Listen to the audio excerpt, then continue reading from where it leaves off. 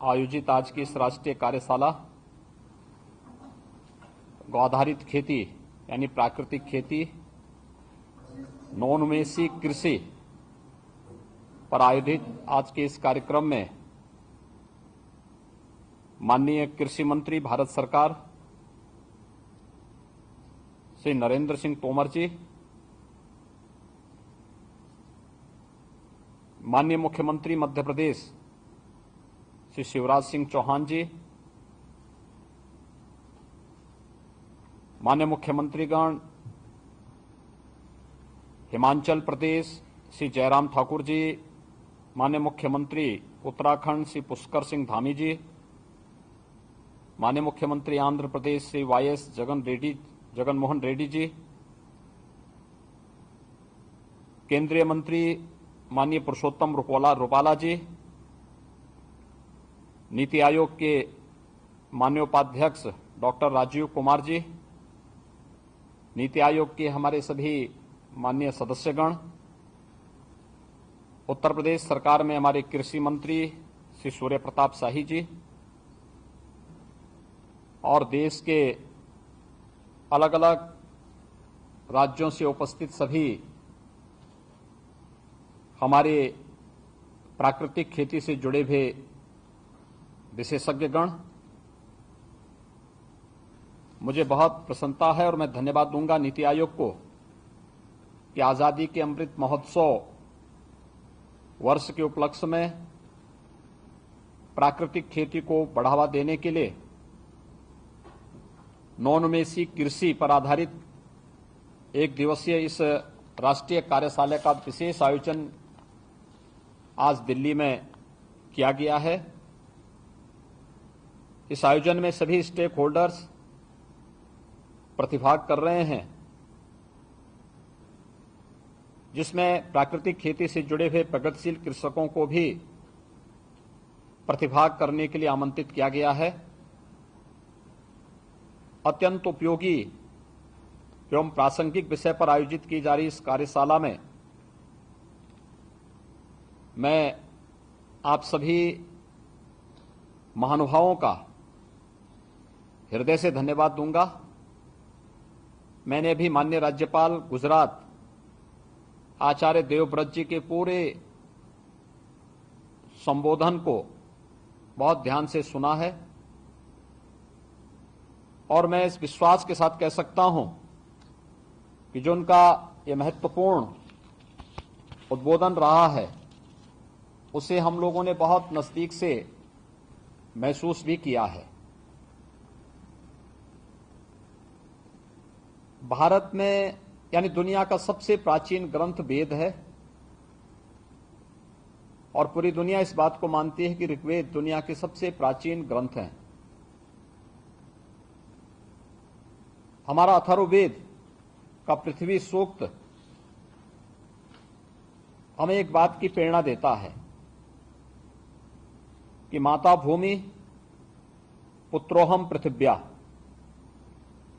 अर्थात ये धरती हमारी माता है और हम इसके पुत्र हैं। अर्थात धरती माता के प्रति हमारा वेद जिस महिमा का गान कर रहा है वह आज की वर्तमान प्रपेक्ष में की जाने वाली बात मात्र नहीं है, बल्कि यह हमारे संस्कार का हिस्सा है और इसलिए हम सबका दायित्व है कि हमारा भरण पोषण करने वाली धरती मां का हम संरक्षण कर सकें। इस दृष्टि से अगर मैं देश की सबसे बड़ी आबादी के राज्य उत्तर प्रदेश की बात करूं तो उत्तर प्रदेश देश की सबसे बड़ी आबादी का राज्य है, तो इसके पीछे कुछ कारण जरूर होंगे। इसका मतलब देश की प्राकृतिक खेती का सर्वाधिक, देश की उपजाऊ भूमि का सर्वाधिक भाग उत्तर प्रदेश के पास है। हमारे पास कुल 241 लाख हेक्टेयर भूमि है, जिसमें से हम लोग 165 लाख हेक्टेयर भूमि पर हम लोग खेती का काम करते हैं, जिसमें खरीफ और रबी दोनों का देखें तो इसमें 129 लाख हेक्टेयर क्षेत्रफल में हम लोग खरीफ और रबी दोनों प्रकार की फसलों को बोने का काम करते हैं। उसकी बुआई होती है, उसका उत्पादन होता है। और मुझे बताते हुए प्रसन्नता है कि 2020-21 में उत्तर प्रदेश ने 619 लाख मीट्रिक टन से अधिक खाद्यान्न का रिकॉर्ड उत्पादन भी करके देश में सर्वाधिक खाद्यान्न उत्पादन करने वाले राज्य के रूप में अपने आप को स्थापित किया। ये जो कुछ भी हुआ है, यह हमारे किसानों के परिश्रम और पुरुषार्थ का प्रतिफल है। आदरणीय प्रधानमंत्री जी के नेतृत्व में 2014 से किसानों की आमदनी को दोगुना करने के जिस लक्ष्य को लेकर के कार्य प्रारंभ हुआ, आज उसके बेहतर परिणाम हम सब के सामने हैं। और हम सब जानते हैं कि किसानों की आमदनी को दोगुना करने के पीछे जो सबसे महत्वपूर्ण बात है वो ये कि खेती की लागत कम हो और खेती की उत्पादन क्षमता को हम बढ़ा सकें। और मुझे लगता है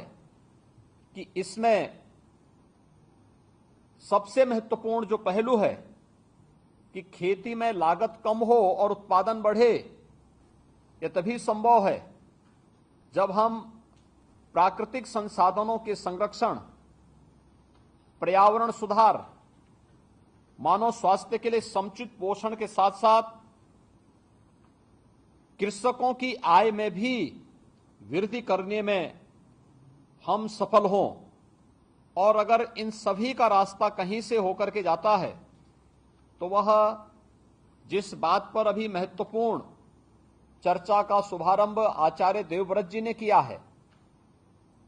इसके अलावा कोई दूसरा चारा हम सबके सामने है नहीं।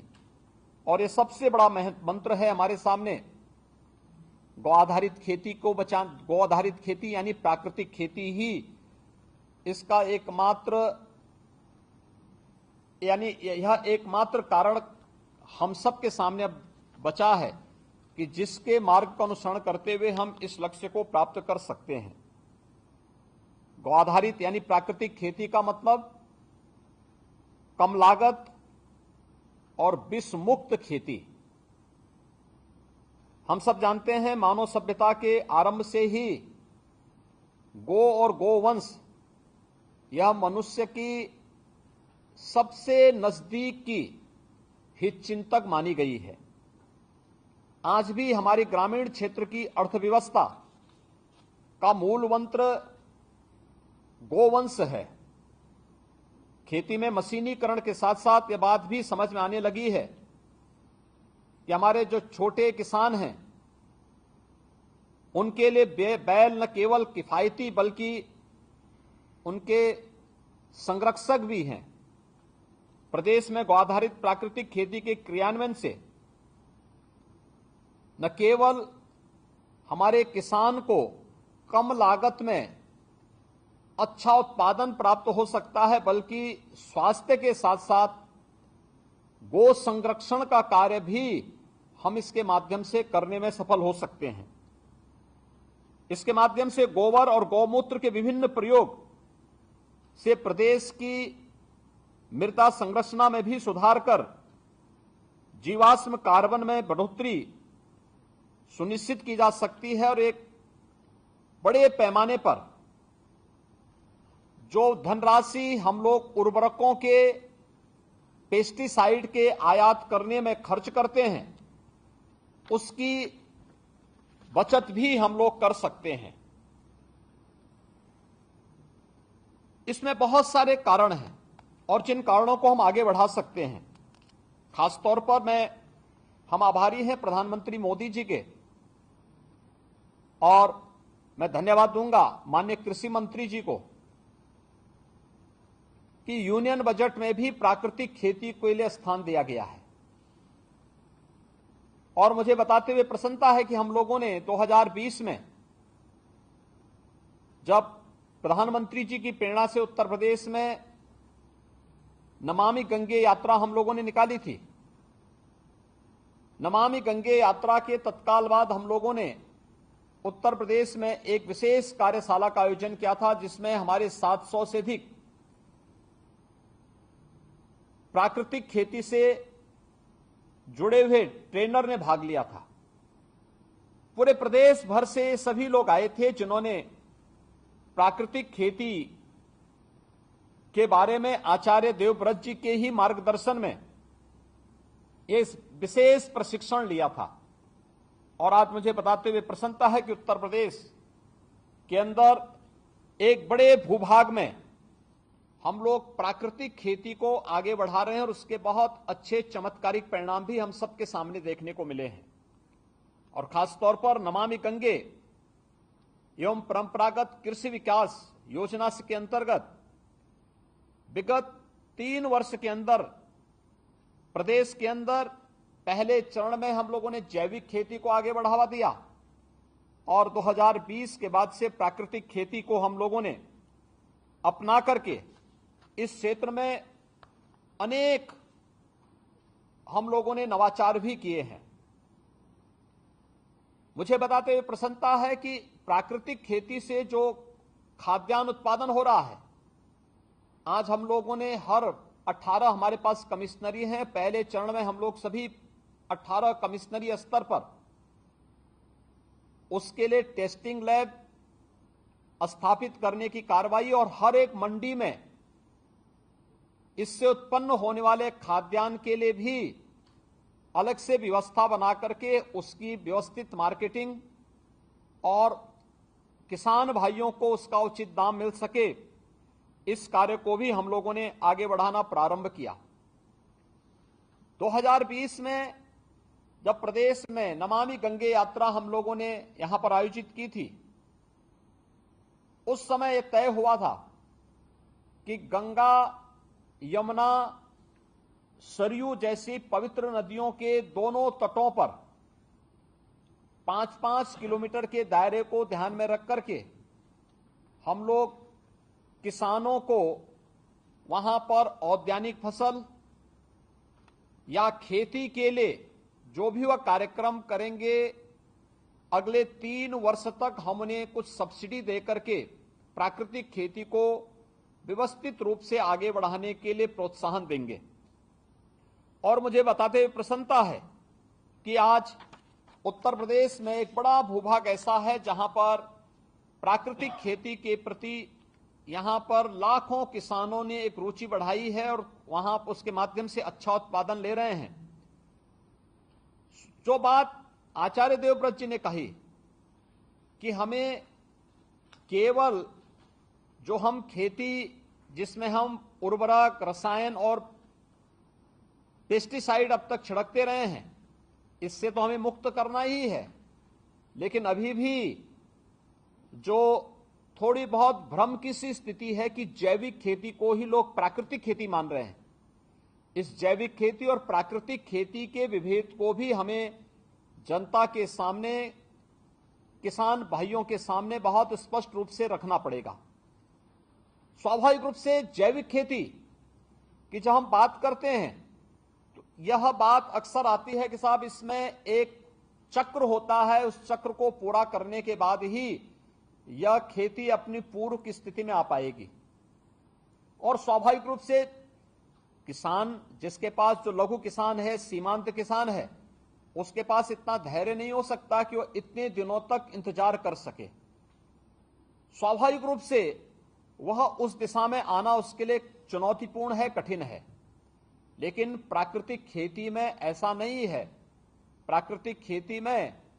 एक किसान के घर में पैदा होने वाले जो भी उत्पाद हैं उनका उपयोग करते हुए गौ आधारित खेती के माध्यम से हम लोग पहले वर्ष में ही अच्छी आमदनी ले सकते हैं। और यह उन सभी किसान भाइयों के माध्यम से जिन्होंने इस प्राकृतिक खेती को अपनाया है, उस खेती के माध्यम से हम इन कार्यों, इस प्रकार के सफल प्रयोग को आसानी से देख सकते हैं। और उसके बारे में हमें बहुत विस्तार से इस कार्यक्रम को आगे बढ़ाने की आवश्यकता है, जिस पर हम लोगों को विशेष रूप से कार्यक्रम भी हम लोग प्रदेश में वर्तमान में चला रहे हैं। हम लोगों ने अब तक 1038 ग्राम पंचायतों के हमारे अलग अलग कार्यक्रम, प्रशिक्षण के कार्यक्रम भी इस पर आयोजित हुए हैं और 56,000 से अधिक कृषकों को हम लोगों ने अभी इस दिशा में व्यवस्थित रूप से प्रशिक्षित भी किया है। और मुझे बताते हुए प्रसन्नता है कि जब 16 दिसंबर 2021 को आदरणीय प्रधानमंत्री जी ने प्राकृतिक खेती पर एक वर्चुअल संवाद किया था, तो उस समय उत्तर प्रदेश के 1055 कृषकों समेत प्रदेश के सभी 825 विकास खंडों में 1,65,000 हमारा किसान भाई इस प्राकृतिक खेती के साथ सीधे सीधे जुड़ा हुआ दिखाई दिया था। प्रदेश के अंदर इस अनेक ऐसे कार्यक्रम वर्तमान में राज्य सरकार चला रही है, जिसमें उन प्रगतिशील किसानों को जो प्राकृतिक खेती के माध्यम से जिन्होंने अपनी आमदनी को, लागत को कम करके आमदनी को कई गुना बढ़ाया है, उन्हें हम समय समय पर यहां पर सम्मानित भी करते हैं। प्रदेश के अंदर वर्तमान में हमारे कई किसान ऐसे हैं जो प्राकृतिक खेती के साथ जुड़ करके इस अभियान को और धरती माता को जहर से मुक्त यानी विष से मुक्त करने के इस अभियान के साक्षी बन रहे हैं। तो आपने सुना कि